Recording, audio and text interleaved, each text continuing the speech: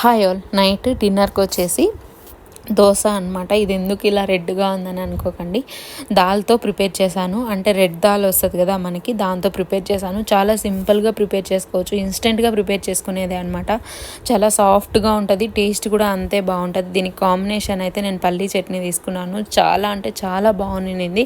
దీనికైతే నేను just 1 hour ముందు రెడ్ దాల్ అయితే, దీన్ని మసూర్ దాల్ అని కూడా అంటారు యాక్చువల్గా, మనకి సూపర్ మార్కెట్స్ ఆర్ స్టోర్స్లో ఇలా దొరుకుతుంది.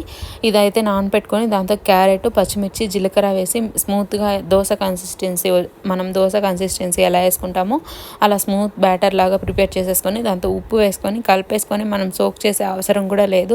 జస్ట్ ప్యాన్లో ఆయిల్ వేసి మీడియం ఫ్లేమ్లో కాల్చుకోవాలి. మెయిన్ మనకి ఎందుకంటే పప్పు కాబట్టి ఉడకాలి, ఆ పచ్చి స్మెల్ పోవాలి. ఇలా ఉడికించుకొని ఆయిల్ మాత్రమే వేసుకోవాలి, వాటర్ అంతా వేస్తే దోశ మనకి లేదనమాట.